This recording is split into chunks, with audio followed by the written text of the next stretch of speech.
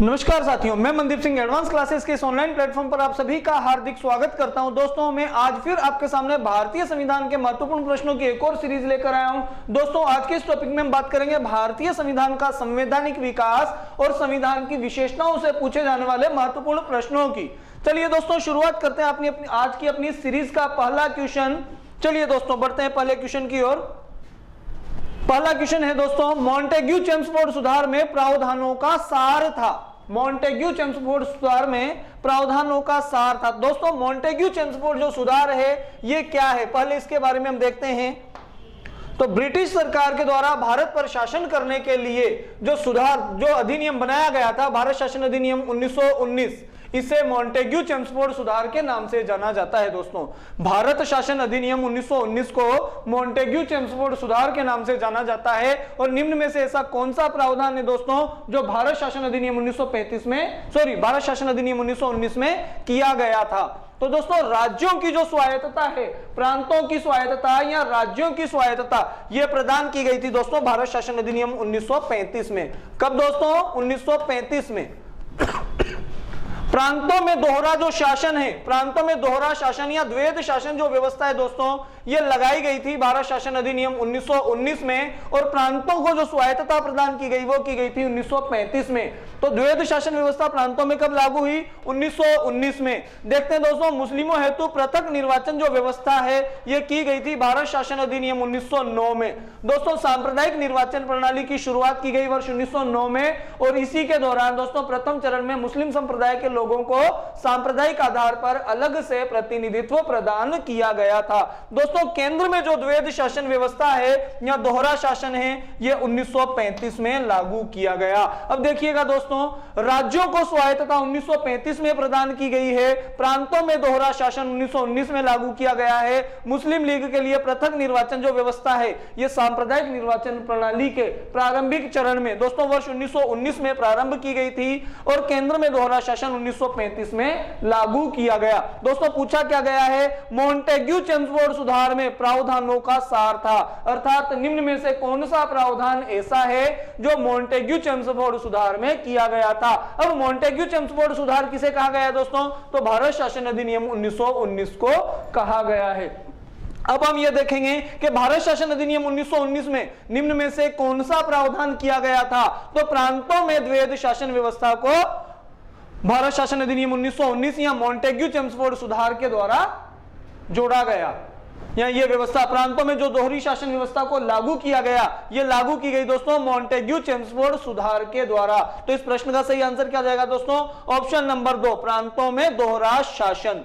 चलिए दोस्तों, next question, केंद्र में द्वैध शासन किस अधिनियम के अंतर्गत स्थापित किया गया? दोस्तों, केंद्र में जो द्वैध शासन व्यवस्था है, अभी हमने बात की थी पीछे वाले क्वेश्चन में, केंद्र में जो दोहरा शासन है ये 1935 में लगाया गया। कब लगाया गया दोस्तों? 1935 में। तो भारत शासन अधिनियम 1935 के द्वारा दोस्तों, भारत शासन अधिनियम 1935 के द्वारा केंद्र में, कहां पर दोस्तों? केंद्र में द्वैध शासन व्यवस्था को लागू किया गया। द्वैध शासन व्यवस्था को केंद्र में कब दोस्तों? तो भारत शासन अधिनियम 1935 के द्वारा। पूछ लिया जाए राज्यों में कि द्वैध शासन व्यवस्था को कब लागू किया गया, तो 1919 के अधिनियम में। और प्रांतों से द्वैध शासन व्यवस्था को कब समाप्त किया गया, तो दोस्तों भारत शासन अधिनियम 1935 के द्वारा प्रांतों में द्वैध शासन व्यवस्था को समाप्त किया गया और केंद्र में द्वैध शासन व्यवस्था को लागू कर दिया गया। तो दोस्तों, इस प्रश्न का सही आंसर क्या हो जाएगा? भारत शासन अधिनियम 1935, क्योंकि भारत शासन अधिनियम 1935 के द्वारा दोस्तों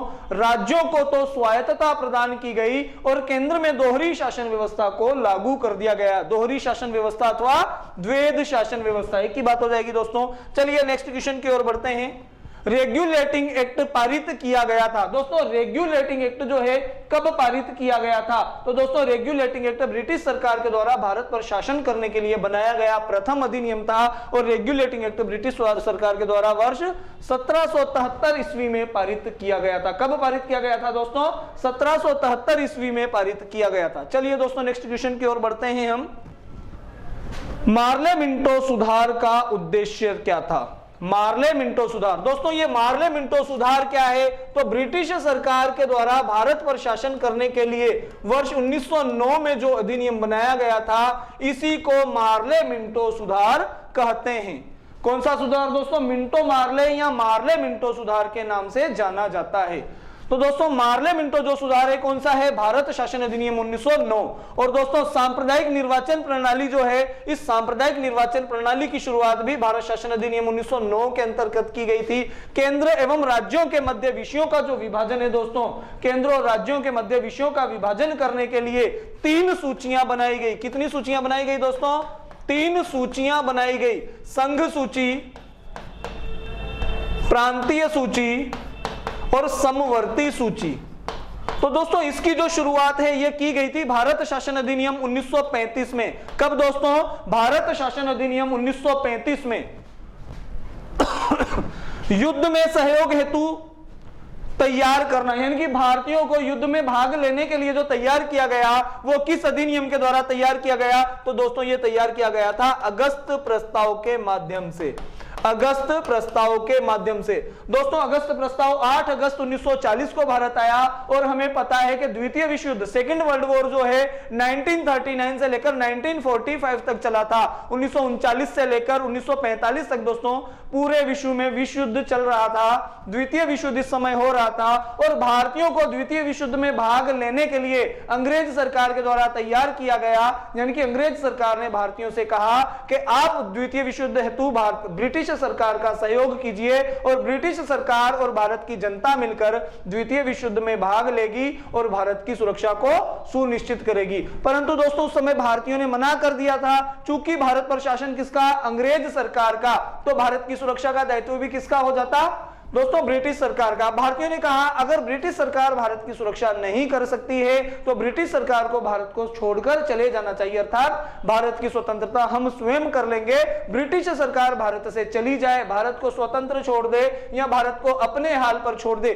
चूंकि सुरक्षा हमें ही करनी है तो हम हमारे हिसाब से कर लेंगे, हमें कोई आवश्यकता नहीं है ब्रिटिश सरकार की। जब ब्रिटिश सरकार भारत की सुरक्षा नहीं कर सकती तो ब्रिटिश सरकार को यह अधिकार नहीं है कि वो भारत के शासन का संचालन करे। तो दोस्तों उसके बाद जो भारत की जनता थी वो और ब्रिटिश सरकार, अगस्त प्रस्ताव के माध्यम से भारतीयों को आश्वासन दिया गया कि द्वितीय विश्व युद्ध के बाद हम उनकी सभी मांगों को स्वीकार कर लेंगे, परंतु आप अभी युद्ध में सहयोग करें, द्वितीय विश्व युद्ध में अंग्रेजों का सहयोग करें और युद्ध की समाप्ति के पश्चात हम भारतीयों की सभी मांगों को स्वीकार कर लेंगे। और दोस्तों पूर्ण स्वतंत्रता जो देना है यह भारत स्वतंत्रता अधिनियम वर्ष 1947। दोस्तों भारत स्वतंत्रता अधिनियम वर्ष 1947 में भारत को स्वतंत्रता देने के लिए या भारत को पूर्ण रूप से स्वतंत्र करने के लिए अधिनियम लाया गया था, जिसको हम भारत स्वतंत्रता अधिनियम 1947 के नाम से जानते हैं। और दोस्तों ये जो अगस्त प्रस्ताव है ये वर्ष 1940 में भारत आया था। अब यहाँ क्या पूछा गया है दोस्तों?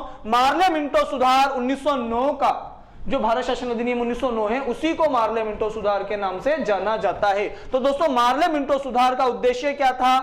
तो यहां पर 1909 सांप्रदायिक निर्वाचन प्रणाली की यहां पर शुरुआत हुई थी। दोस्तों भारत शासन अधिनियम 1909 के द्वारा सांप्रदायिक निर्वाचन प्रणाली की शुरुआत की गई और सांप्रदायिक निर्वाचन प्रणाली की शुरुआत के साथ ही प्रारंभिक चरण में मुस्लिम संप्रदाय के लोगों को सांप्रदायिक आधार पर अलग से प्रतिनिधित्व प्रदान किया गया था। चलिए दोस्तों नेक्स्ट क्वेश्चन की ओर बढ़ते हैं। मार्ले मिंटो सुधार किस वर्ष पारित किया गया? दोस्तों मार्ले मिंटो सुधार, अभी हमने बात की है कि भारत शासन अधिनियम 1909 जो है इसी को मार्ले मिंटो सुधार के नाम से जाना जाता है। तो दोस्तों मार्ले मिंटो सुधार वर्ष 1909 का जो अधिनियम इस नाम से जाना जाता है। जबकि दोस्तों भारत शासन अधिनियम 1919 को किस नाम से? तो इसको जाना जाता है मॉन्टेग्यू चेम्सफोर्ड सुधार के नाम से। मॉन्टेग्यू चेम्सफोर्ड सुधार। दोस्तों मॉन्टेग्यू चेम्सफोर्ड सुधार के नाम से किस अधिनियम को जाना जाता है? तो भारत शासन अधिनियम 1919 को जाना जाता है। जबकि मार्ले मिंटो सुधार यहां पर पूछा गया है कि मार्ले मिंटो सुधार किस वर्ष पारित किया गया? तो मार्ले मिंटो सुधार वर्ष 1909 में पारित किया गया था। दोस्तों नेक्स्ट क्वेश्चन की ओर बढ़ते हैं हम। 1909 में भारत शासन अधिनियम में व्यवस्था की गई थी कि यानी कि 1909 के अधिनियम में कौन सी व्यवस्था की गई थी दोस्तों? इनमें से देखते हैं हम। द्वैध शासन जो प्रणाली है तो द्वैध शासन प्रणाली की शुरुआत की गई थी दोस्तों 1919 में। भारत शासन अधिनियम 1919 के द्वारा द्वैध शासन प्रणाली की शुरुआत की गई और प्रारंभ में यह लगाया गया दोस्तों राज्यों में या प्रांतों में द्वैध शासन व्यवस्था को लागू किया गया था वर्ष 1919 में। और सांप्रदायिक जो प्रतिनिधित्व है, सांप्रदायिक आधार पर जो प्रतिनिधित्व दिया गया था, यह दिया गया था दोस्तों भारत शासन अधिनियम 1909 में मार्ले मिंटो सुधार के आधार पर या मार्ले मिंटो सुधार में। दोस्तों संघीय शासन व्यवस्था भारत शासन अधिनियम 1935 के अंतर्गत लागू की गई थी। दोस्तों इस प्रश्न का सही आंसर क्या हो जाएगा? भारत शासन अधिनियम 1909 के भारत शासन अधिनियम में व्यवस्था की गई थी तो सांप्रदायिक प्रतिनिधित्व दिया गया था यहां पर। और किस संप्रदाय को दिया गया दोस्तों? तो मुस्लिमों को सांप्रदायिक आधार पर अलग से प्रतिनिधित्व देते हुए मुस्लिमों के लिए अलग निर्वाचक मंडल की व्यवस्था की गई थी। चलिए दोस्तों बढ़ते हैं अगले क्वेश्चन की ओर। मुस्लिमों के लिए पृथक निर्वाचक मंडल किस अधिनियम के द्वारा लाया गया? तो दोस्तों अभी हमने जस्ट पढ़ा है कि मार्ले मिंटो सुधार 1909 के द्वारा मुस्लिम संप्रदाय के लोगों को सांप्रदायिक आधार पर अलग से प्रतिनिधित्व देने के लिए सांप्रदायिक निर्वाचक प्रणाली की शुरुआत की गई थी, सांप्रदायिक निर्वाचन प्रणाली की शुरुआत की गई थी और मुस्लिम संप्रदाय के लोगों को अलग निर्वाचक मंडल प्रदान किया गया था। दोस्तों आगे बढ़ते हैं। भारत में प्रजातंत्र इस तथ्य पर आधारित है कि दोस्तों जो लोकतंत्र की स्थापना की गई है या प्रजातंत्र की स्थापना की गई है, भारत को हम प्रजातंत्र या लोकतंत्र कहते हैं। तो लोकतंत्र क्यों कहा जाता है दोस्तों? लोकतंत्र कहने का आधार क्या है? क्या भारत का संविधान लिखित है इसलिए भारत लोकतंत्र है? यहाँ पर मौलिक अधिकार प्रदान किए गए, भारत के नागरिकों को मौलिक अधिकार प्रदान किए गए हैं इसलिए भारत को लोकतंत्र कहा जाता है? अथवा जनता को सरकार चुनने और बदलने का अधिकार प्राप्त है इसलिए भारत को लोकतंत्र कहा जाता है? या यहाँ पर राज्य के नीति निर्देशक तत्वों का वर्णन किया गया है इसलिए भारत को लोकतंत्र कहा जाता है। तो बताइए दोस्तों इनमें से कौन सा आंसर सही होगा हमारा? तो यहाँ पर हमारा जो सही आंसर हो जाएगा वो हो जाएगा ऑप्शन नंबर 3, जनता को सरकार चुनने व बदलने का अधिकार है। दोस्तों भारत में जनता को सर्वोच्च स्थान प्रदान किया गया है, जनता ही यहां पर सर्वोच्च है। जनता के द्वारा जनता के लिए स्थापित शासन ही लोकतंत्र कहलाता है और लोकतंत्र का ही दोस्तों दूसरा पर्यायवाची है प्रजातंत्र। तो दोस्तों प्रजातंत्र जो है किस तथ्य पर आधारित है? तो जनता को देश के लिए सरकार चुनने और सरकार बदलने का अधिकार प्रदान करती है। जनता को सरकार चुनने और सरकार बदलने का अधिकार प्रदान किया गया है या अधिकार प्राप्त है इसलिए भारत कैसा राष्ट्र है? प्रजातंत्र या लोकतंत्रात्मक राष्ट्र है। नेक्स्ट क्वेश्चन दोस्तों, निम्नलिखित में से कौन सा कथन सही है? भारत में संसदीय शासन व्यवस्था है, भारत में स्वतंत्र न्यायपालिका की स्थापना की गई है, भारतीय संविधान भारत में संघात्मक शासन की स्थापना करता है या उपयुक्त सभी। तो दोस्तों देखते हैं भारत में संसदीय शासन व्यवस्था लागू है, हाँ भाई है। और संसदीय शासन प्रणाली हमने कहां से ली थी? तो ब्रिटेन के संविधान से भारतीय संविधान में अधिग्रहित की गई है। भारत में स्वतंत्र न्यायपालिका की स्थापना की गई है। जो न्यायपालिका है, भारत की न्यायपालिका स्वतंत्र होगी और न्यायपालिका के कार्यों में कार्यपालिका किसी प्रकार का हस्तक्षेप नहीं करेगी। तो यह बात भी भारतीय संविधान में कही गई है। और भारतीय संविधान भारत में संघात्मक शासन की स्थापना करता है। तो हाँ दोस्तों करता है, भारतीय संविधान भारत में संघात्मक शासन व्यवस्था की शुरुआत करता है या संघात्मक शासन व्यवस्था की स्थापना करता है। और दोस्तों संघात्मक शासन व्यवस्था के प्रावधानों को किस देश के संविधान से लिया गया है बताइएगा? तो संघात्मक शासन व्यवस्था के प्रावधानों को लिया गया है कनाडा के संविधान से। और दोस्तों भारतीय संविधान के अनुच्छेद 1 में कहा गया है कि भारत राज्यों का संघ होगा और संघ बनाकर शासन करने की यह व्यवस्था ही क्या कहलाती है दोस्तों? संघात्मक शासन व्यवस्था कहलाती है। तो दोस्तों इसके आधार पर हम देखते हैं तो यहां पर जो सभी आंसर हैं वो सब सही होंगे। ऑप्शन नंबर 1 भारत में संसदीय शासन व्यवस्था लागू है भाई। भारत में स्वतंत्र न्यायपालिका की शुरुआत की गई है, हाँ जी की गई है। ऑप्शन नंबर 3 भारतीय संविधान भारत में संघात्मक शासन व्यवस्था की स्थापना करता है, हाँ जी करता है, ये भी करता है। तो यहां पर दिए गए सभी ऑप्शंस के आधार पर हमारा सही आंसर क्या हो जाएगा दोस्तों? उपयुक्त सभी, क्योंकि ये सभी कथन सही हैं। चलिए दोस्तों नेक्स्ट क्वेश्चन, भारतीय संविधान पर सबसे अधिक प्रभाव पड़ा है। दोस्तों भारत के संविधान में जो सर्वाधिक प्रावधान लिए गए हैं वो कहां से लिए गए हैं, या किस चीज का, किस अधिनियम का या किस देश के संविधान का भारतीय संविधान पर सर्वाधिक प्रभाव पड़ा है, देखते हैं। तो दोस्तों भारत शासन अधिनियम 1935 जो है इसे भारतीय संविधान का मूल स्रोत माना जाता है। क्या माना जाता है दोस्तों? मूल स्रोत माना जाता है, मूल स्रोत माना जाता है, क्योंकि दोस्तों भारतीय संविधान में सबसे ज्यादा जो प्रावधान लिए गए हैं, लगभग 200 और उससे भी ज्यादा अनुच्छेदों को भारतीय संविधान में भारत शासन अधिनियम 1935 से लिया गया है। कहां से लिया गया है दोस्तों? भारत शासन अधिनियम 1935 से लिया गया है। और दोस्तों कुछ प्रावधान हमने ब्रिटेन के संविधान से लिए हैं, कुछ प्रावधान हमने अमेरिका से लिए हैं और कनाडा से भी हमने कुछ प्रावधानों को लिया है। लेकिन दोस्तों सबसे अधिक प्रभाव पूछा जा रहा है कि सबसे ज्यादा जो प्रभाव है वो भारतीय संविधान पर किसका पड़ा है? तो दोस्तों सबसे ज्यादा प्रभाव पड़ा है भारत शासन अधिनियम 1935 का, जो कि ब्रिटिश सरकार के द्वारा भारत पर शासन करने के लिए बनाया गया अंतिम अधिनियम था, सर्वाधिक विस्तृत था, सर्वाधिक व्यापक था और अंतिम भारत शासन अधिनियम था। और दोस्तों इसी अधिनियम का भारतीय संविधान पर सबसे ज्यादा प्रभाव पड़ा है। चलिए दोस्तों नेक्स्ट क्वेश्चन, भारतीय संघीय व्यवस्था की एक विशेषता है। दोस्तों भारतीय संघीय व्यवस्था की एक विशेषता है दोहरी नागरिकता, संविधान की सर्वोच्चता, केंद्र में संपूर्ण शक्ति या शक्तियों का एकीकरण। तो दोस्तों भारतीय संघीय शासन व्यवस्था के अंतर्गत जो एक विशेषता प्रदान की गई है वो कौन सी है? भाई दोहरी नागरिकता तो भारत में नहीं है, भारत के नागरिकों को केवल एकल नागरिकता प्रदान की गई है और केंद्र के पास संपूर्ण शक्तियां नहीं है।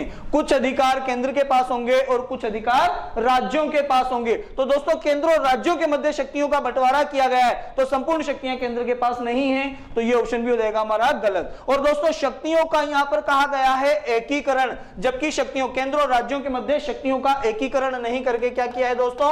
विभाजन किया है। क्या किया गया है दोस्तों? विभाजन। केंद्र और राज्यों के मध्य शक्तियों का विभाजन या बंटवारा किया गया है। कुछ अधिकार केंद्र सरकार को और कुछ अधिकार राज्य सरकार को। संघ सूची में रखे गए विषयों पर कानून बनाने का अधिकार केंद्र सरकार को होगा, जबकि राज्य सूची में रखे गए विषयों पर कानून बनाने का अधिकार राज्य सरकार को प्रदान किया गया है। दोस्तों इसी के बाद हम बात करें समवर्ती सूची की, तो समवर्ती सूची में रखे गए विषयों पर केंद्र सरकार और राज्य सरकार दोनों कानून बना सकते हैं। और दोस्तों एक होती है हमारे अवशिष्ट विषयों की सूची। अवशिष्ट विषयों की सूची में जिन विषयों को रखा गया है उन पर केवल केंद्र सरकार या संसद ही कानून बना सकती है, राज्य सरकार कानून नहीं बना सकती। तो दोस्तों इन ऑप्शंस के आधार पर इस प्रश्न का सही आंसर क्या हो जाएगा? भारतीय संघीय व्यवस्था की एक विशेषता है तो दोस्तों संविधान की सर्वोच्चता। देश में सबसे सर्वोच्च माना गया है दोस्तों संविधान को। संविधान को सबसे बड़ा दर्जा और सर्वोच्च स्थान प्रदान किया गया है, तो सही आंसर क्या हो जाएगा दोस्तों? संविधान की सर्वोच्चता। भारत के संविधान में संघीय शब्द के स्थान पर किस शब्द को सम्मिलित किया गया है? दोस्तों संघीय शब्द के स्थान पर किस शब्द को सम्मिलित किया गया है? संघीय राज्य, संघों का राज्य, राज्यों का संघ या इकाइयों का संघ? वेरी गुड दोस्तों, सही आंसर क्या हो जाएगा? राज्यों का संघ। जैसा कि भारतीय संविधान के अनुच्छेद 1 में पढ़ा है हमने कि इंडिया अर्थात भारत राज्यों का संघ होगा। भारत क्या होगा दोस्तों? राज्यों का संघ होगा। सभी राज्यों और केंद्र शासित प्रदेशों को मिलाकर हम एक संघ बनाएंगे और संघ को ही हमने क्या नाम दिया दोस्तों? भारत नाम दिया, अर्थात भारत संघ के नाम से हम इसे जानते हैं। तो दोस्तों यहां पर सही आंसर क्या हो जाएगा? राज्यों का संघ, संघीय राज्य नहीं, राज्यों का संघ। और राज्य संघों का राज्य ये भी गलत हो जाएगा भाई, और इकाइयों का संघ भी गलत हो जाएगा और संघीय राज्य भी गलत हो जाएगा। सही आंसर क्या हो जाएगा? राज्यों का संघ। भारत को क्या बनाया गया है दोस्तों? तो राज्यों का संघ बनाया गया है और संघीय शब्द का प्रयोग नहीं कर राज्यों के संघ का प्रयोग किया गया है। अगला क्वेश्चन दोस्तों,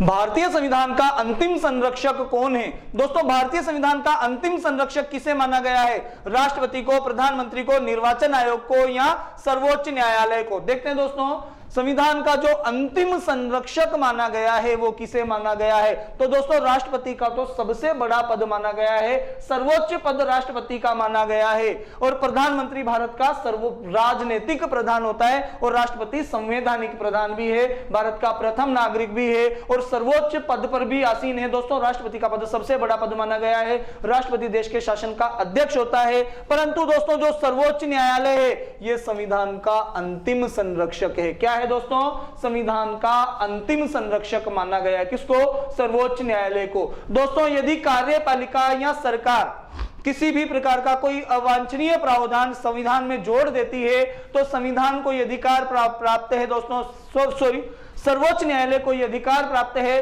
कि सर्वोच्च न्यायालय केंद्र सरकार के द्वारा संविधान में जोड़े गए अवांछनीय प्रावधानों को समाप्त करके उसमें संशोधन कर सकती है या उन प्रावधानों को हटा सकती है। तो अंतिम संरक्षक कौन हो जाएगा दोस्तों?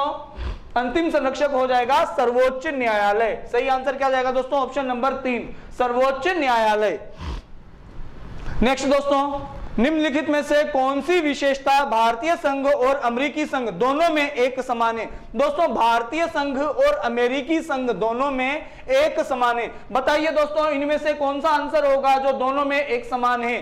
कौन सी विशेषता है जो भारत संघ और अमेरिकी संघ में एक समान है? एकल नागरिकता, दोहरी नागरिकता, संविधान में 3 सूचियां और संविधान की व्याख्या के लिए संघीय उच्चतम न्यायालय। बताइए दोस्तों कौन सा आंसर सही होगा? मैं पानी पी लेता हूं तब तक। देखिए दोस्तों बताइए सही आंसर क्या होगा इसमें से, विचार कीजिए। पढ़ा है हमने क्लास में।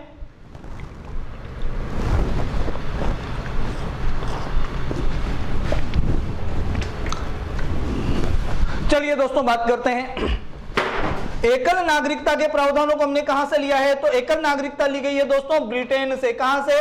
ब्रिटेन से। जबकि भारत में दोहरी नागरिकता प्रदान नहीं की गई है, दोहरी नागरिकता प्रदान नहीं की गई है। जबकि दोस्तों केंद्र और राज्यों के मध्य विषयों का विभाजन करने के लिए जो 3 सूचियां बनाई गई हैं, ये जो 3 सूचियां हैं ये हमने ली हैं दोस्तों ऑस्ट्रेलिया से। कहां से? कनाडा से।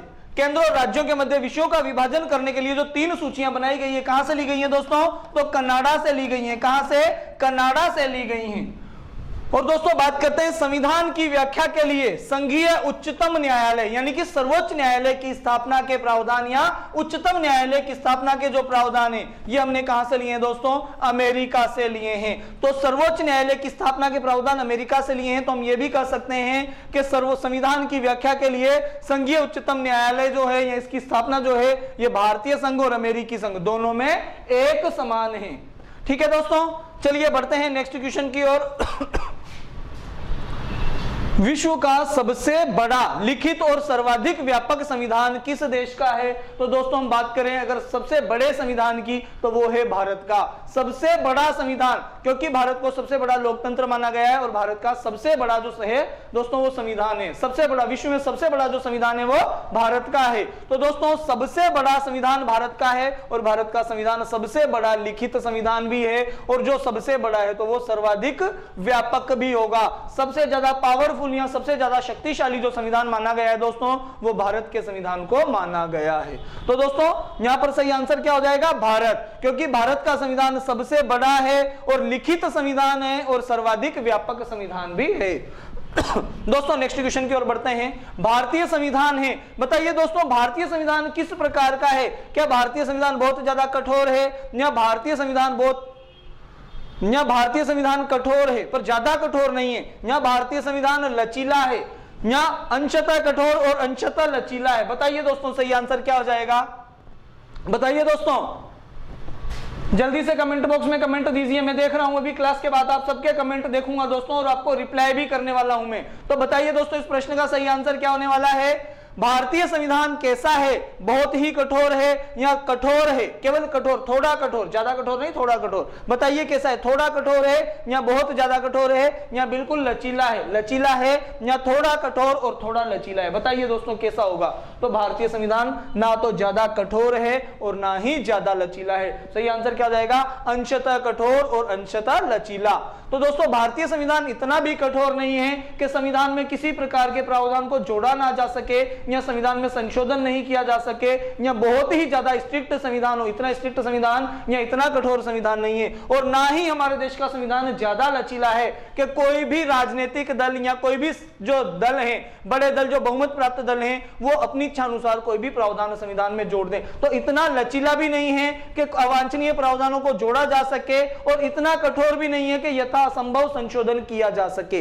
तो दोस्तों इसमें संशोधन किया जा सकता है, आवश्यकता अनुसार परिवर्तन किया जा सकता है, लेकिन वो एक पूरे विधि विधान के द्वारा एक प्रक्रिया के तहत किया जा सकता है दोस्तों। तो ना तो भारतीय संविधान ज्यादा कठोर है और ना ही भारतीय संविधान ज्यादा लचीला है। तो दोस्तों सही आंसर क्या हो जाएगा? अंशतः कठोर और अंशतः लचीला। दोस्तों नेक्स्ट क्वेश्चन, भारत में सर्वोच्च पद किसका माना गया है? सर्वोच्च न्यायालय के मुख्य न्यायाधीश का, भारत के प्रधानमंत्री का, भारत के उपराष्ट्रपति का या भारत के राष्ट्रपति का? बताइए दोस्तों, सबसे बड़ा जो पद है या सबसे बड़ा प्रशासनिक अधिकारी या देश के शासन का जो अध्यक्ष है वो किसे माना जाता है? तो दोस्तों भारत में सबसे बड़ा पद माना गया है राष्ट्रपति का।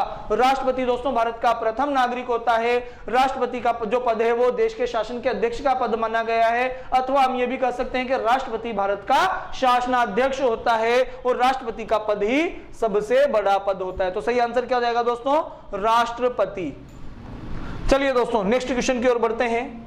भारत के राष्ट्रपति की आपातकालीन शक्तियां निम्न में से किस देश की देन है? दोस्तों बात कर रहे हैं हम आपातकालीन शक्तियों की, और आपातकालीन शक्तियों के अंतर्गत राष्ट्रपति को कितने प्रकार की शक्तियां प्रदान की गई हैं दोस्तों? तो 3 प्रकार की आपातकालीन शक्तियां। कितने प्रकार की? 3 प्रकार की आपातकालीन शक्तियां। कौन कौन सी? राष्ट्रीय आपात, राष्ट्रपति शासन, राष्ट्रपति शासन और दोस्तों वित्तीय आपातकाल। वित्तीय आपातकाल। अगर अनुच्छेद की बात करें दोस्तों क्रमशः, तो राष्ट्रीय आपात अनुच्छेद 352, अनुच्छेद 352, राष्ट्रपति शासन अनुच्छेद 356 और दोस्तों वित्तीय आपातकाल अनुच्छेद 360। इसके प्रावधान दोस्तों किए गए हैं। अनुच्छेद 360 में तो वित्तीय आपातकाल, अनुच्छेद 356 में राष्ट्रपति शासन और राष्ट्रीय आपातकाल के प्रावधान किए गए 352 में। तो दोस्तों यहां पर हम देखते हैं कि राष्ट्रपति को 3 प्रकार की आपातकालीन शक्तियां प्राप्त हैं, और राष्ट्रपति की जो आपातकालीन शक्तियां हैं वो हमने कहां से ली हैं दोस्तों? तो जर्मनी के संविधान से प्रेरणा लेकर भारतीय संविधान में इसे जोड़ा गया। किसे दोस्तों? तो आपातकालीन प्रावधानों को जोड़ा गया है। किस देश के संविधान से दोस्तों? तो जर्मनी के संविधान से। तो दोस्तों राष्ट्रपति को 3 प्रकार की आपातकालीन शक्तियां प्राप्त हैं। हम देखते हैं इन 3 प्रकार की आपातकालीन शक्तियों में से जो वित्तीय आपातकाल है दोस्तों, इस वित्तीय आपातकाल को लिया गया है अमेरिका से। कहां से दोस्तों? अमेरिका से। पूछा जाए कि वित्तीय आपातकाल के प्रावधान किस देश के संविधान से लिए गए हैं, तो ये वित्तीय आपातकाल तो अमेरिका से लिया है, परंतु राष्ट्रपति को आपातकालीन शक्तियां प्राप्त होंगी। ये जो प्रावधान है दोस्तों, आपातकालीन शक्तियों का जो प्रावधान है, ये आपातकालीन शक्तियां हमने जर्मनी के संविधान से लिए। और वित्तीय आपातकाल कहां से दोस्तों? अमेरिका से। कहां से? अमेरिका से। बढ़ते हैं दोस्तों आगे। भारतीय संविधान का सबसे बड़ा एकाकी स्रोत क्या है? सबसे बड़ा एकाकी स्रोत पूछा गया है दोस्तों। तो सबसे बड़ा एकाकी स्रोत किसे माना जाएगा? जैसा कि हम पहले बात कर चुके हैं दोस्तों कि भारतीय संविधान पर सबसे ज्यादा जो प्रभाव पड़ा वो पड़ा है भारत शासन अधिनियम 1935 से, और भारत शासन अधिनियम 1935 को भारतीय संविधान का मूल स्रोत माना जाता है। तो हम ये भी कह सकते हैं कि ये भारतीय संविधान का एकाकी स्रोत है या मूल स्रोत है। तो सही आंसर क्या हो जाएगा? Government of India act 1935। दोस्तों भारत शासन अधिनियम 1935 भारतीय संविधान का सबसे बड़ा एकाकी स्रोत माना गया है, क्योंकि भारतीय संविधान में सबसे ज्यादा जो प्रावधान लिए गए हैं वो इसी अधिनियम से प्रभावित होकर लिए गए हैं। चलिए दोस्तों अगला क्वेश्चन, नीति निर्देशक तत्वों को किस देश के संविधान से अधिग्रहित किया गया है? दोस्तों हमने किस देश के संविधान से अनुप्रेरित होकर भारतीय संविधान में नीति निर्देशक तत्वों के प्रावधानों को जोड़ा है? बताइए दोस्तों, जर्मनी से, फ्रांस से, आयरलैंड से या अमेरिका से? नीति निर्देशक तत्व किस देश के संविधान से लिए गए हैं? चलिए दोस्तों बताइए, नीति निर्देशक तत्वों के प्रावधान भारतीय संविधान के किस भाग में किए गए हैं? तो ये किए गए दोस्तों भाग 4 में। किस भाग में दोस्तों? भाग 4 में। तो भाग 4 के दोस्तों अनुच्छेद की हम बात करें तो अनुच्छेद 36 से 51 तक नीति निर्देशक तत्वों का वर्णन किया गया है और नीति निर्देशक तत्व लिए गए दोस्तों आयरलैंड या आयरिश संविधान से। आयरिश संविधान से प्रेरणा लेकर या आयरलैंड के संविधान से प्रेरणा लेकर नीति निर्देशक तत्वों के प्रावधानों को भारतीय संविधान में सम्मिलित किया गया है। चलिए दोस्तों नेक्स्ट क्वेश्चन ये रहा दोस्तों। अगला क्वेश्चन हमारा, भारतीय संविधान की कौन सी विशेषता इंग्लैंड से ली गई है? दोस्तों इंग्लैंड के संविधान से हमने क्या लिया है? चलिए दोस्तों देखते हैं, हमने संसदीय शासन प्रणाली कहां से ली है? तो भैया तो हमने इंग्लैंड से ली है। कहां से लिए संसदीय शासन प्रणाली? तो संसदीय शासन प्रणाली इंग्लैंड से। और संघीय शासन व्यवस्था या संघीय प्रणाली जो है दोस्तों ये कनाडा से ली गई है। कहां से? कनाडा से। दोस्तों मूल अधिकार हमने लिए हैं अमेरिका से। कहां से दोस्तों? अमेरिका से। और सर्वोच्च न्यायपालिका या सर्वोच्च जो न्यायालय है दोस्तों, सर्वोच्च न्यायालय की स्थापना का प्रावधान हमने लिया है अमेरिका से। कहां से दोस्तों? अमेरिका के संविधान से प्रेरणा लेकर हमने भारतीय संविधान में सर्वोच्च न्यायालय की स्थापना के प्रावधानों को सम्मिलित किया है। तो दोस्तों इस प्रश्न में सही आंसर क्या हो जाएगा? पूछा गया है भारतीय संविधान की कौन सी विशेषता इंग्लैंड से ली गई है? तो इंग्लैंड से हमने क्या लिया है दोस्तों? संसदीय प्रणाली को या संसदीय शासन व्यवस्था या संसदीय शासन प्रणाली को हमने इंग्लैंड के संविधान से प्रेरणा लेकर भारतीय संविधान में अधिग्रहित किया है। दोस्तों अगला प्रश्न ये रहा आपके सामने, भारतीय संविधान का कौन सा लक्षण आयरिश या आयरलैंड के संविधान से अनुप्रेरित नहीं है? दोस्तों ध्यान देना है, यहां पर अनुप्रेरित नहीं है। ऐसा कौन सा प्रावधान है जो यहां से नहीं लिया गया? कहां से दोस्तों? तो आयरलैंड से नहीं लिया गया है। निम्न में से कौन सा प्रावधान या कौन सा लक्षण आयरलैंड के संविधान से अनुप्रेरणा लेकर भारतीय संविधान में नहीं जोड़ा गया? तो दोस्तों बात करते हैं नीति निर्देशक तत्व भारतीय संविधान का भाग 4 कहां से लिया गया दोस्तों? भाग 4 में अनुच्छेद 36 से 51 तक ये लिया गया है भाई आयरलैंड से। तो ये तो लिया गया है। राज्यसभा में राष्ट्रपति के द्वारा सदस्यों का मनोनयन और किसमें दोस्तों? राज्यसभा में। राज्यसभा में राष्ट्रपति के द्वारा कितने सदस्य मनोनीत किए जाते हैं दोस्तों बताइए? तो 12 सदस्य मनोनीत किए जाते हैं। राष्ट्रपति राज्यसभा में 12 सदस्यों को मनोनीत करेगा। यह प्रावधान हमने किस देश के संविधान से लिया है? तो ये भी भाई हमने आयरलैंड के संविधान से प्रेरणा लेकर भारतीय संविधान में सम्मिलित किया। भाई ये ऑप्शन भी सही होगा। राष्ट्रपति का निर्वाचक मंडल, तो दोस्तों राष्ट्रपति का जो निर्वाचक मंडल है, एक ऐसा मंडल, राष्ट्रपति के चुनाव से पहले एक निर्वाचक मंडल तैयार किया जाता है और निर्वाचक मंडल के द्वारा राष्ट्रपति के चुनाव में भाग लिया जाता है। दोस्तों बात करते हैं निर्वाचक मंडल के प्रावधान भारतीय संविधान के किस अनुच्छेद में किए गए हैं? तो ये किए गए हैं दोस्तों अनुच्छेद 54 में, आर्टिकल 54 में। और दोस्तों अनुच्छेद 54 के अनुसार राष्ट्रपति के निर्वाचक मंडल के सदस्य कौन कौन होते हैं? तो संसद के दोनों सदन, कौन कौन से दोस्तों? लोकसभा और राज्यसभा। संसद के दोनों सदनों के सभी निर्वाचित सदस्य, केवल निर्वाचित सदस्य दोस्तों, मनोनीत सदस्य राष्ट्रपति के चुनाव में भाग नहीं लेते हैं। तो संसद के दोनों सदनों के सभी निर्वाचित सदस्य, भारत के सभी राज्यों की विधानसभाओं के सभी निर्वाचित सदस्य। दोस्तों भारत में जितने भी राज्य हैं, वर्तमान में कितने राज्य हैं दोस्तों? सबको पता है 28 राज्य हैं। तो सभी भारत के सभी राज्यों अर्थात 28 राज्यों की जो विधानसभाएं हैं उनके सभी निर्वाचित सदस्य राष्ट्रपति के चुनाव में भाग लेते हैं। मनोनीत सदस्य राष्ट्रपति के चुनाव में विधानसभा वाले भी भाग नहीं लेंगे और ना ही संसद के मनोनीत सदस्य राष्ट्रपति के चुनाव में भाग लेंगे। इसके अलावा हम बात करें दोस्तों तो केंद्र शासित प्रदेशों की विधानसभाओं के जो निर्वाचित सदस्य होंगे वो भी राष्ट्रपति के चुनाव में भाग लेंगे। दोस्तों ऐसे कौन कौन से केंद्र शासित प्रदेश हैं जहां पर विधानसभा है? तो दिल्ली में है, पुडुचेरी में है और जम्मू कश्मीर में विधानसभा है। दिल्ली, पुडुचेरी और जम्मू कश्मीर की विधानसभाओं के सभी निर्वाचित सदस्य भी राष्ट्रपति के चुनाव में भाग लेते हैं। और दोस्तों जो मौलिक कर्तव्य है ये हमने कहां से लिए हैं? तो मौलिक कर्तव्य दोस्तों हमने कहां से लिए हैं? रूस से। जबकि राष्ट्रपति का निर्वाचक मंडल भी हमने कहां से लिया है? आयरलैंड से। और दोस्तों मौलिक कर्तव्य कहां से लिए हैं? रूस से। तो देखते हैं यहां क्या पूछा गया है, भारतीय संविधान का कौन सा लक्षण आयरलैंड के संविधान से अनुप्रेरित नहीं है? भाई नीति निर्देशक तत्व तो अनुप्रेरित हैं और राष्ट्रपति के द्वारा 12 सदस्यों का मनोनयन ये भी सीधे हमने आयरलैंड से लिया है और राष्ट्रपति का निर्वाचक मंडल भी हमने आयरलैंड से लिया है। तो क्या नहीं लिया दोस्तों? हमने मौलिक कर्तव्यों को आयरलैंड से नहीं लिया। तो इस प्रश्न का सही आंसर हो जाएगा हमारा मौलिक कर्तव्य। कहां से लिए गए हैं दोस्तों? तो रूस के संविधान से प्रेरणा लेकर भारतीय संविधान में इन्हें अधिग्रहित किया गया है। नेक्स्ट प्रश्न दोस्तों, भारतीय संविधान में मौलिक अधिकारों का उल्लेख करते हुए निम्नलिखित में से किस देश का अनुसरण किया गया है? दोस्तों पूछने का आशय यह है कि मूल अधिकारों के जो प्रावधान हैं ये भारतीय संविधान में किस देश के संविधान से प्रेरणा लेकर सम्मिलित किए गए हैं या मूल अधिकारों को किस देश के संविधान से लिया गया है? तो दोस्तों बात करते हैं मूल अधिकार हैं जो हैं ये कहां से लिए गए हैं? तो दोस्तों मूल अधिकार लिए गए हैं हमारे अमेरिका से। कहां से? हमारे भारतीय संविधान में जो मूल अधिकार जोड़े गए हैं तो मूल अधिकारों का जो प्रावधान है यह भारतीय संविधान के भाग 3 में, कहां पर दोस्तों?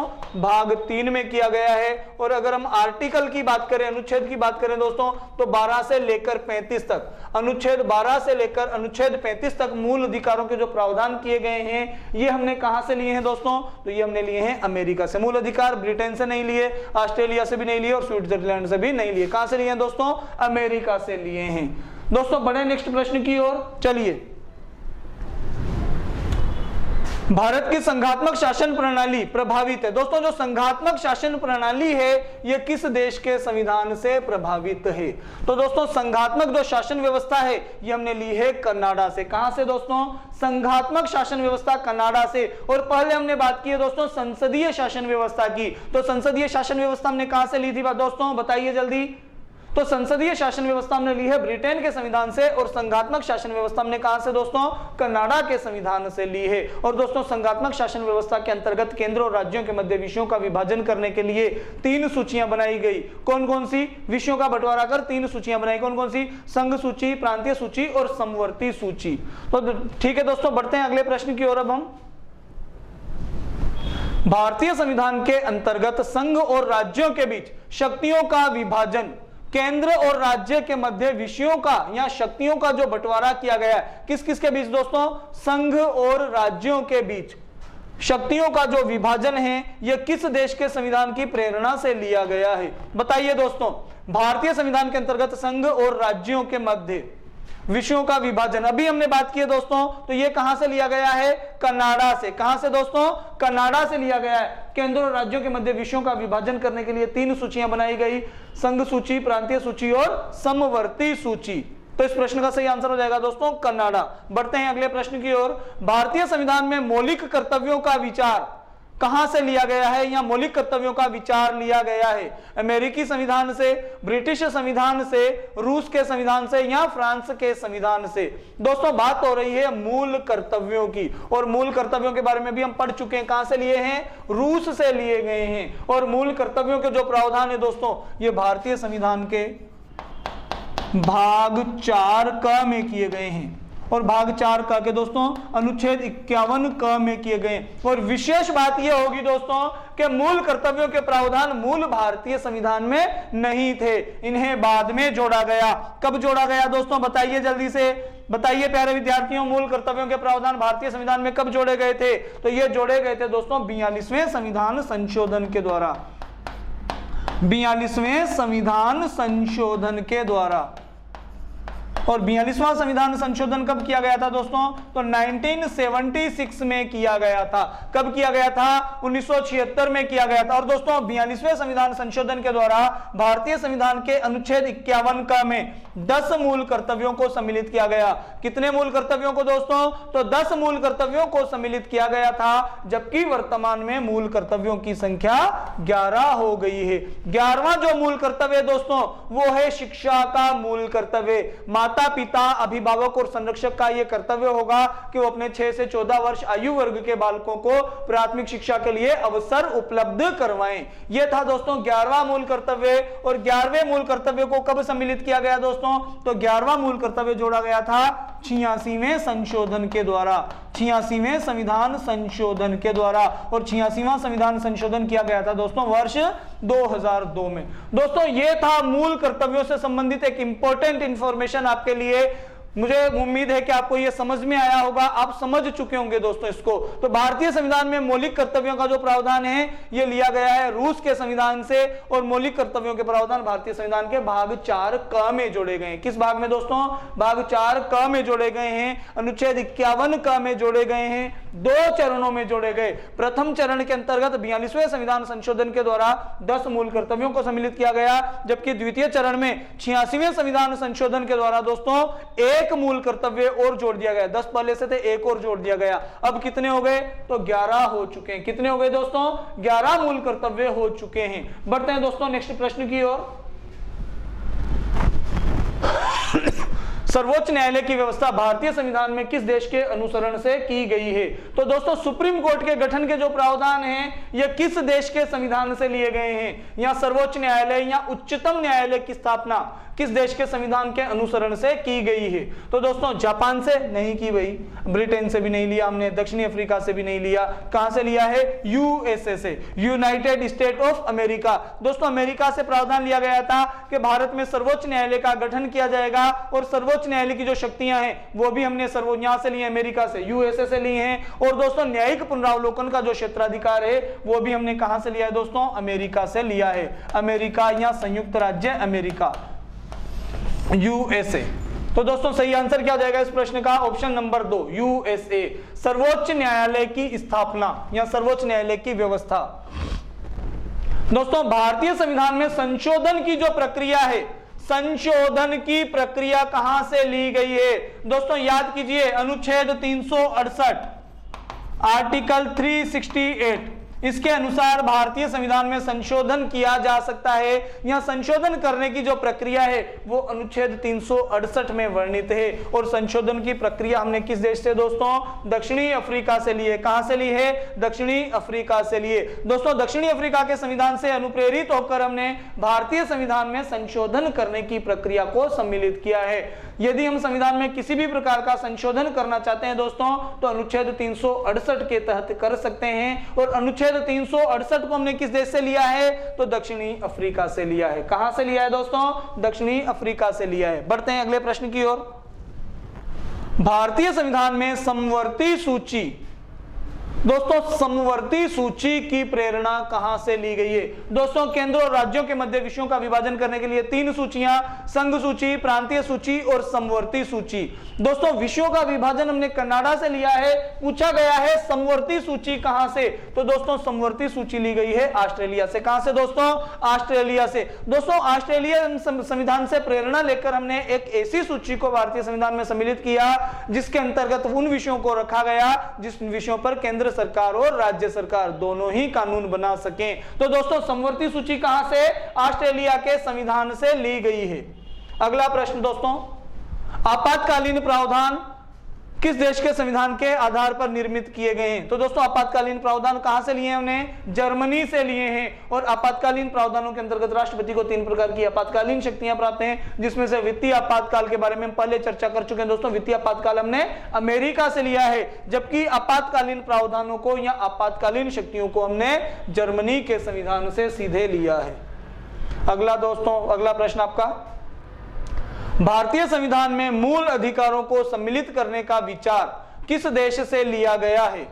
भारतीय संविधान में मूल अधिकारों को सम्मिलित करने का विचार किस देश से लिया गया है? तो दोस्तों मूल अधिकार भारतीय संविधान के भाग 3 में दिए गए हैं। कहां दिए गए हैं? भाग 3 में दिए गए हैं। और दोस्तों मूल अधिकार हमने अमेरिका के संविधान से लिए हैं। रिपीटेड क्वेश्चन है दोस्तों, काफी एग्जाम्स में रिपीटेड होता है ये क्वेश्चन, और आज भी रिपीटेड हुआ है हमारे इस डिजिटल बोर्ड पर। ये क्वेश्चन पहले भी पूछा गया है, दोबारा फिर पूछा गया है। दोस्तों ये ऐसे क्वेश्चन हैं जो हर एग्जाम से में रिपीटेड होते रहते हैं दोस्तों। तो बहुत महत्वपूर्ण प्रश्नों की सीरीज लेकर मैं आपके सामने उपस्थित होता रहता हूं दोस्तों। आप इन वीडियोस को देखना बिल्कुल भी नहीं भूला कीजिए दोस्तों। सभी वीडियोस आप क्लास के जो होते हैं या यहाँ पर क्लास में जो भी वीडियोस लेता हूं मैं, इन वीडियोस को आप लगातार देखिएगा और अपनी तैयारी को मजबूत कीजिएगा। चलिए दोस्तों बढ़ते हैं अगले प्रश्न पर। यह रहा अगला प्रश्न आपके सामने, भारतीय संविधान में विधि निर्माण की प्रक्रिया को किस देश के अनुसरण से लिया गया है? दोस्तों विधि निर्माण की प्रक्रिया या कानून बनाने की जो प्रक्रिया है ये किस देश के संविधान से दोस्तों? तो ये ली गई है भाई ब्रिटेन के संविधान से। किस देश के संविधान से दोस्तों? कानून बनाने की जो प्रक्रिया है, किस प्रक्रिया के द्वारा बनाया जाता है दोस्तों कानून? तो देश में कानून बनाने के लिए संसद में विधेयक लाया जाता है और संसद के दोनों सदनों से पारित होने के बाद विधेयक राष्ट्रपति के पास जाता है और राष्ट्रपति के हस्ताक्षर से विधि निर्माण की प्रक्रिया पूर्ण हो जाती है दोस्तों। तो ये जो प्रक्रिया है, ये जो प्रोसेस है, ये हमने ब्रिटेन के संविधान से प्रेरणा लेकर भारतीय संविधान में सम्मिलित किया है। बढ़े दोस्तों अगले प्रश्न की ओर।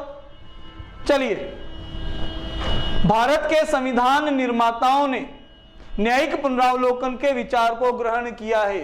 न्यायिक पुनरावलोकन का विचार कहां से ग्रहण किया गया है दोस्तों? तो हमने भी बात की थी दोस्तों कुछ समय पहले कि सर्वोच्च न्यायालय का गठन, सर्वोच्च न्यायालय की शक्तियां और सर्वोच्च न्यायालय का जो अधिकार है न्याय पुनरावलोकन का अधिकार, ये कहां से लिया है हमने दोस्तों?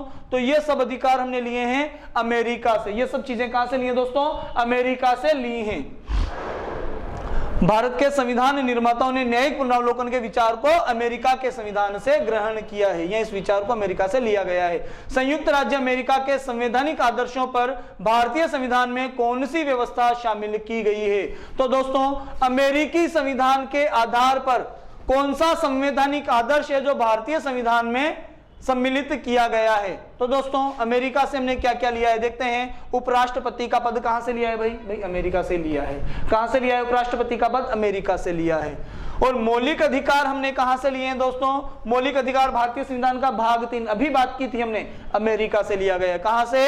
अमेरिका से लिया गया। यह भी अमेरिका से, यह भी अमेरिका से। स्वतंत्र एवं निष्पक्ष सर्वोच्च न्यायालय, दोस्तों स्वतंत्र एवं निष्पक्ष सर्वोच्च न्यायालय और न्यायिक पुनर्विलोकन या न्यायिक पुनरावलोकन का क्षेत्राधिकार, भाई ये भी हमने अमेरिका से लिया है। तो सही आंसर क्या हो जाएगा दोस्तों? उपरोक्त सभी या उपयुक्त सभी। तो दोस्तों ये जो प्रावधान है, जैसे कि उपराष्ट्रपति का पद, मौलिक अधिकार और स्वतंत्र एवं निष्पक्ष सर्वोच्च न्यायालय और उसकी शक्तियां और न्यायिक पुनरावलोकन का जो क्षेत्राधिकार है, ये सब प्रावधान हमने अमेरिकी संविधान से भारतीय संविधान में अधिग्रहित किए हैं। बढ़े दोस्तों अगले प्रश्न की ओर।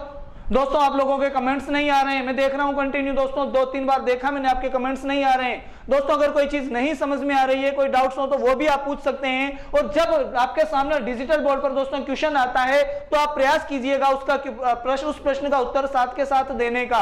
दोस्तों जैसे ही क्लास कंप्लीट होती है, क्लास कंप्लीट होते ही मैं आप सबके कमेंट पढ़ूंगा और कमेंट्स पढ़ने के बाद मैं आपको रिप्लाई भी दूंगा दोस्तों। तो दोस्तों जो ज्यादा से ज्यादा कमेंट करें और वीडियो में ज्यादा से ज्यादा जुड़ें दोस्तों।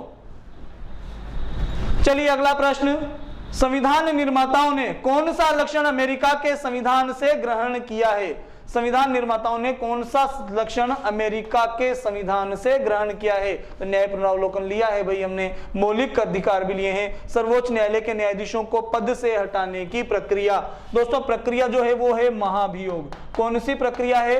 महाभियोग। और महाभियोग के प्रावधान भी हमने कहां से लिए हैं दोस्तों? तो महाभियोग भी हमने अमेरिका से लिया है। न्याय पुनरावलोकन की शक्ति भी हमने अमेरिका से ली है और मौलिक अधिकारों को भी हमने कहां से लिया है दोस्तों? अमेरिका से लिया है। तो सही आंसर क्या हो जाएगा? 1, 2 व 3। दोस्तों उपरोक्त सभी यहाँ 1, 2 व 3, ये आंसर यहाँ पर सही हो जाएगा। बढ़ते हैं अगले प्रश्न की ओर। भारतीय संविधान में समवर्ती सूची किस संविधान से अनुप्रेरित है? दोस्तों ये रिपीटेड क्वेश्चन है। समवर्ती सूची, समवर्ती सूची कहां से ली गई है? दोस्तों ये भी एग्जाम्स में कई बार क्वेश्चन रिपीटेड है और आज भी रिपीट हुआ है। तो समवर्ती सूची कहां से ली है दोस्तों? ऑस्ट्रेलिया के संविधान से ली गई है। कहां से ली गई है? ऑस्ट्रेलिया के संविधान से ली गई है। दोस्तों इस प्रश्न को बड़े ध्यान से देखिएगा, आजकल ये ट्रेंडी क्वेश्चन है, एग्जाम में इसी प्रकार के क्वेश्चन देखने को मिलते हैं दोस्तों। आजकल एक ही प्रश्न में एग्जामिनर आपसे 4 प्रश्न पूछ लेता है और बहुत ही ट्रेंडी है दोस्तों, हर एग्जाम्स में इस प्रकार का क्वेश्चन पूछा जा रहा है। तो देखते हैं दोस्तों, प्रांतों में जो द्वैध शासन व्यवस्था लागू की गई थी, यह कब लागू की गई? दोस्तों हमें सूची 1 को सूची 2 से सुमेलित करना है और दिए गए कूट के आधार पर हमें सही उत्तर का चयन करना है। तो दोस्तों प्रांतों में जो द्वैध शासन व्यवस्था है, हमने स्टार्टिंग में पढ़ा था दोस्तों, तो भारत शासन अधिनियम 1919 में प्रांतों से द्वैध शासन व्यवस्था, प्रांतों में द्वैध शासन व्यवस्था को लागू किया गया, जबकि भारत शासन अधिनियम 1935 में प्रांतों से द्वैध शासन व्यवस्था को समाप्त करके प्रांतों को स्वायत्तता प्रदान की थी।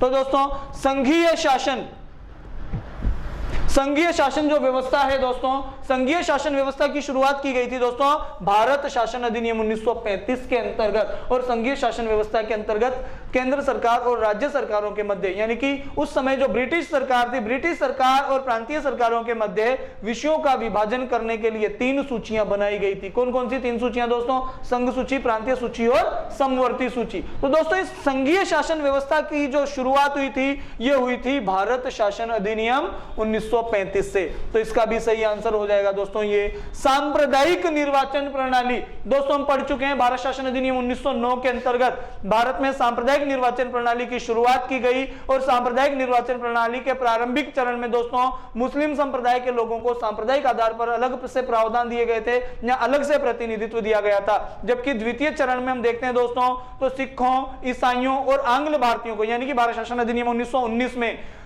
सांप्रदायिक निर्वाचन प्रणाली का विस्तार किया गया और सिखों को, ईसाइयों को और आंग्ल भारतीयों को अलग से प्रतिनिधित्व दिया गया। जबकि भारत शासन अधिनियम 1935 में दलितों को, जो भी दलित थे दोस्तों, उनको सांप्रदायिक आधार पर अलग से प्रतिनिधित्व की व्यवस्था की गई थी। तो दोस्तों सांप्रदायिक निर्वाचन प्रणाली की शुरुआत तो हुई थी भारत शासन अधिनियम 1909 से। तो यहां पर पूछा गया सांप्रदायिक निर्वाचन प्रणाली तो दोस्तों कब शुरू हुई थी? 1909 में। और कंपनी के शासन की समाप्ति कब हुई? तो भारत शासन अधिनियम 1958 में हुई थी। तो दोस्तों इसको हम देखते हैं, सही आंसर क्या हो जाएगा? एक का ए। तो देखते हैं एक में ए कहां आ रहा है दोस्तों, तो ए यहां भी आ रहा है और यहां भी आ रहा है, तो ये तो गलत हो जाएगा और ये भी हो जाएगा गलत। नंबर दो का बी कहां पर आ रहा है दोस्तों? नंबर 2 का बी, तो नंबर 2 का बी यहां पर आ रहा है, ये भी गलत हो जाएगा, ये भी गलत हो जाएगा और ये भी गलत हो जाएगा। आगे हमें जाने की जरूरत नहीं है। फिर भी देखते हैं दोस्तों सांप्रदायिक निर्वाचन प्रणाली, यहां पर सी हो जाएगा दोस्तों, सी, और यहां पर हो जाएगा D, C D, A B C D. ठीक है दोस्तों, तो इसका सही आंसर हो जाएगा ए बी सी डी, यानी कि ऑप्शन नंबर 1। दोस्तों इस प्रकार के जो प्रश्न हैं आजकल बहुत ज्यादा प्रचलन में हैं। एग्जामिनर टारगेट करता है हमारे माइंड को सीधे और एक ही क्वेश्चन में हमसे 3-4 क्वेश्चन पूछ डालता है दोस्तों। इस प्रकार के प्रश्नों पर दोस्तों थोड़ा सा संयम बरतते हुए, थोड़ा सा धैर्य रखते हुए एक बार पूरे क्वेश्चन को सोल्व करने का प्रयास किया कीजिए और उसके बाद इस प्रकार के प्रश्नों का उत्तर देने का प्रयास करें। दोस्तों इस प्रकार के प्रश्नों को बहुत ज्यादा उत्सुकता से नहीं करना चाहिए, हमें थोड़ा धैर्य और थोड़े पोजीशन के साथ हमें दोस्तों इस प्रकार के प्रश्नों का उत्तर निकालना चाहिए। ये सॉल्यूशन वाले क्वेश्चन होते हैं दोस्तों और सॉल्यूशन वाले क्वेश्चनों को सोल्व करना बहुत जरूरी होता है। दोस्तों बढ़ते हैं अगले प्रश्न की ओर। भारतीय संविधान का पिता या भारतीय संविधान के जनक किसे कहा जाता है? दोस्तों बताइए भारतीय संविधान के जनक कौन कहलाते हैं? तो दोस्तों बात करें अगर हम, डॉक्टर भीमराव अंबेडकर को भारतीय संविधान का जनक कहा जाता है या भारतीय संविधान का पिता कहा जाता है। दोस्तों हमने पहले क्लास में बात की थी कि जब भारतीय संविधान का निर्माण हुआ तो वो किया गया संविधान सभा के द्वारा और संविधान सभा का गठन किया गया कैबिनेट मिशन योजना के आधार पर। और कैबिनेट मिशन योजना में संविधान सभा की जो सदस्य संख्या है दोस्तों वो 389 निर्धारित की गई थी। कितनी निर्धारित की गई थी दोस्तों? 389 निर्धारित की गई थी। दोस्तों जब संविधान निर्माण में 389 लोगों का योगदान रहा तो पूरा क्रेडिट अकेले डॉक्टर भीमराव अंबेडकर जी को ही क्यों दिया गया? देखते हैं डॉक्टर भीमराव अंबेडकर जी ने संविधान निर्माण के लिए सबसे महत्वपूर्ण रोल जो था वो प्ले किया था। दोस्तों सबसे महत्वपूर्ण भूमिका इनकी रही संविधान निर्माण के लिए। संविधान सभा में जो समितियां गठित की गई थी उन सभी समितियों में सबसे प्रमुख समिति माना गया था दोस्तों प्रारूप समिति को। और पिछली क्लास में हम प्रारूप समिति पर विस्तार से चर्चा कर चुके हैं। प्रारूप समिति का गठन 29 अगस्त 1947 को हुआ था। एक अध्यक्ष और 7 अन्य सदस्य थे। अध्यक्ष के रूप में डॉक्टर भीमराव अंबेडकर जी ने प्रारूप समिति की अध्यक्षता की थी और प्रारूप समिति के द्वारा ही भारतीय संविधान के प्रारूप को अंतिम स्वीकृति प्रदान की थी। इसलिए कहा जा सकता है कि डॉक्टर भीमराव अंबेडकर भारतीय संविधान के पिता हैं। और दोस्तों डॉक्टर भीमराव अंबेडकर जी की भारतीय संविधान निर्माण में इस महत्वपूर्ण भूमिका को देखते हुए ही डॉक्टर भीमराव अंबेडकर को भारतीय संविधान का पिता या जनक भी कहा गया है। तो दोस्तों इस प्रश्न का सही आंसर क्या हो जाएगा? डॉक्टर भीमराव अंबेडकर। दोस्तों अभी हमने बात की थी प्रस्तावना का जनक पूछ लिया जाए तो प्रस्तावना के जनक कौन हो जाएंगे? पंडित जवाहरलाल नेहरू। कौन हो जाएंगे दोस्तों? पंडित जवाहरलाल नेहरू प्रस्तावना के जनक हो जाएंगे। जबकि संविधान के जनक कौन? डॉक्टर भीमराव अंबेडकर। दोस्तों अगला प्रश्न, राष्ट्रपति किस सूची के विषयों पर अध्यादेश जारी नहीं कर सकता? दोस्तों कई बार इस प्रकार का जारी कर सकता है और नहीं कर सकता है, इस प्रकार का भी क्वेश्चन पूछा जाता है। हमें हमेशा एग्जाम में आंसर देने से एक बार गौर से उस क्वेश्चन को पढ़ना चाहिए। आखिरकार एग्जामिनर हमसे पूछना क्या चाहता है, तो एग्जामिनर हमारा माइंड पढ़ता है दोस्तों। तो आपको ज्यादा उत्सुक नहीं होना है, आपको धैर्य के साथ क्वेश्चन को पढ़ना है। तो एग्जामिनर यहां पर पूछ रहा है दोस्तों राष्ट्रपति किस सूची के विषयों पर अध्यादेश जारी नहीं कर सकता है? दोस्तों तो राष्ट्रपति किस विषयों पर अध्यादेश जारी कर सकता है? ऐसे विषय जिस पर केंद्र सरकार कानून बना सकती है उन विषयों पर राष्ट्रपति अध्यादेश जारी कर सकता है। तो दोस्तों संघ सूची में रखे गए विषयों पर भी राष्ट्रपति का अध्यादेश जारी कर सकता है, क्योंकि इस पर भी कानून कौन बनाता है? केंद्र सरकार बनाती है। दोस्तों इसके बाद हम बात करें समवर्ती सूची की, तो समवर्ती सूची में रखे गए विषयों पर भी कानून केंद्र सरकार भी बना सकती है और राज्य सरकार भी बना सकती है। तो दोस्तों समवर्ती सूची में रखे गए विषयों पर भी राष्ट्रपति अध्यादेश जारी कर सकता है और यहां पर समवर्ती सूची के विषयों पर भी राष्ट्रपति अध्यादेश जारी कर सकता है, जबकि राज्य सूची में रखे गए विषयों पर राष्ट्रपति अध्यादेश जारी नहीं कर सकता। तो दोस्तों इस प्रश्न का जो सही आंसर है वो क्या हो जाएगा? इस प्रश्न का सही आंसर हो जाएगा ऑप्शन नंबर 3, राज्य सूची। दोस्तों राज्य सूची में रखे गए विषयों पर राष्ट्रपति अध्यादेश जारी करके सीधे कानून नहीं बना सकता। दोस्तों बताइएगा राष्ट्रपति किस अनुच्छेद के अंतर्गत अध्यादेश जारी कर सकता है? तो दोस्तों अनुच्छेद 123, आर्टिकल 123, अनुच्छेद 1, 2, 3, अनुच्छेद 123, इसके तहत राष्ट्रपति अध्यादेश जारी करके बिना संसद की अनुमति के, अर्थात संसद के विश्रांति काल में जब संसद का सत्र नहीं चल रहा हो उस समय राष्ट्रपति अध्यादेश जारी करके सीधे कानून बना सकता है और यह अधिकार राष्ट्रपति को अनुच्छेद 123 में प्रदान किया गया है दोस्तों। और राष्ट्रपति के द्वारा जारी अध्यादेश 6 माह के लिए लागू होता है। ठीक है दोस्तों, बढ़ते हैं अगले प्रश्न की ओर। इस प्रश्न का जो सही आंसर है वो हो जाएगा दोस्तों राज्य सूची। भारत को संविधान में किस नाम से संबोधित किया गया है? दोस्तों हमारे देश के लिए यानी कि भारत देश के लिए संविधान में किन नामों का उल्लेख किया गया है? तो दोस्तों भारतीय संविधान का अनुच्छेद 1 जिसमें कहा गया है India that is Bharat is the union of states, India जो कि भारत है राज्यों का संघ होगा। इंडिया अर्थात भारत क्या होगा दोस्तों? राज्यों का संघ होगा। तो अनुच्छेद 1 में इंडिया नाम का भी प्रयोग किया गया है और भारत नाम का भी प्रयोग किया गया है। दोस्तों हिंदुस्तान शब्द का प्रयोग संविधान में नहीं किया गया है। तो दोस्तों इन ऑप्शंस के आधार पर इस प्रश्न का सही आंसर क्या हो जाएगा? 1 और 3 दोनों। क्या हो जाएगा दोस्तों सही आंसर? 1 और 3 दोनों। 1 और 3 दोनों, यानी कि संविधान में भारत के लिए भारत और इंडिया शब्दों का उल्लेख किया गया है। अगला प्रश्न दोस्तों, भारतीय संविधान को वकीलों का स्वर्ग कहा गया है। दोस्तों भारतीय संविधान को वकीलों का स्वर्ग क्यों कहा गया है? अगर बात करें तो बताइए दोस्तों क्यों कहा गया है? संविधान का निर्माण वकीलों के द्वारा किया गया। बताइए दोस्तों क्या संविधान का निर्माण वकीलों के द्वारा किया गया? तो भैया ये ऑप्शन भी हो जाएगा गलत। संविधान सभा में वकीलों को बहुमत था। हाँ थे, कुछ वकील थे लेकिन पूर्ण बहुमत वकीलों के पास नहीं था। तो दोस्तों ये ऑप्शन भी हो जाएगा गलत। संविधान की भाषा अस्पष्ट एवं जटिल है। भाई हाँ है, परंतु इसके आधार पर वकीलों का स्वर्ग कैसे होगा? तो दोस्तों संविधान की जो भाषा है वो अस्पष्ट है, बिल्कुल स्पष्ट भाषा नहीं है और भाषा जो लैंग्वेज इसकी वो बहुत क्रिटिकल है, बहुत जटिल लैंग्वेज है दोस्तों। तो कहीं ना कहीं हमें संविधान की व्याख्या की आवश्यकता पड़ती है और दोस्तों इसी का लाभ उठाते हैं वकील। तो जिस समय भारतीय संविधान का निर्माण किया गया था दोस्तों, तो उस समय जेनिंग्स महोदय जो ब्रिटेन के एक विधिवेता थे, एक विधि शास्त्री थे, जो कानून के बहुत बड़े जानकार थे ब्रिटेन के दोस्तों, उन्होंने कहा था कि भारतीय संविधान वकीलों का स्वर्ग है। क्यों है दोस्तों? तो क्योंकि भारतीय संविधान की जो भाषा है वो अस्पष्ट है और जटिल है, इसलिए दोस्तों भारतीय संविधान को वकीलों का स्वर्ग कहा गया। सही आंसर क्या जाएगा? Option number 3। चल बढ़ते हैं दोस्तों चौथे ऑप्शन की तरह। यह वकीलों के षड्यंत्र का परिणाम है। तो भाई इसमें वकीलों का कोई षड्यंत्र नहीं था। सही आंसर हो जाएगा ऑप्शन नंबर 3। दोस्तों अगला प्रश्न, भारतीय संविधान को वकीलों का स्वर्ग किसने कहा है? दोस्तों अभी हमने बात की है कि ब्रिटेन के विधिवेता जेनिंग्स महोदय ने, J.R. जेनिंग्स ने, दोस्तों J.R. जेनिंग्स ने ब्रिटेन इसको भारतीय संविधान को वकीलों का स्वर्ग कहा है। दोस्तों कई बार प्रश्न में इस प्रकार के लॉलीपॉप क्वेश्चन पूछ लिए जाते हैं, सीधे सीधे ऊपरी तल से क्वेश्चन पूछ लिया जाता है उपरोक्त कथन किसका है? तो दोस्तों भारतीय संविधान को जो वकीलों का स्वर्ग कहा है वो किसने कहा है? J.R. जेनिंग्स ने कहा है, जो कि ब्रिटेन के एक विधिवेता भी हैं। बढ़ते हैं दोस्तों अगले प्रश्न पर। भारत में संविधान सभा का विचार सर्वप्रथम प्रस्तुत किया गया। संविधान सभा के गठन का विचार दोस्तों सबसे पहले किसके द्वारा प्रस्तुत किया गया था? बताइए दोस्तों संविधान सभा के गठन का विचार भारत में सबसे पहले कब प्रस्तुत किया गया था या किसके द्वारा प्रस्तुत किया गया?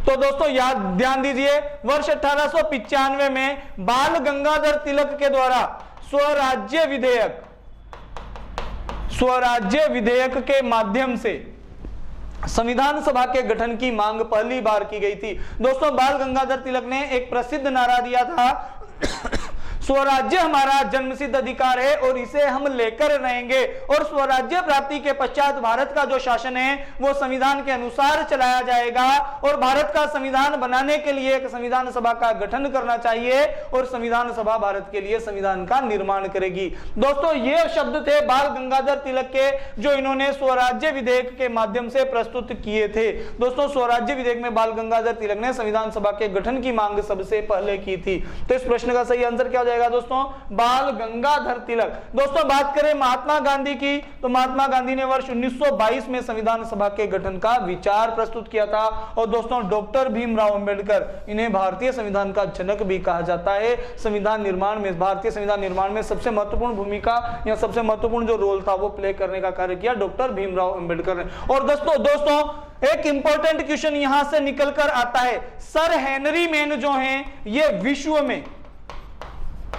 विश्व में सर्वप्रथम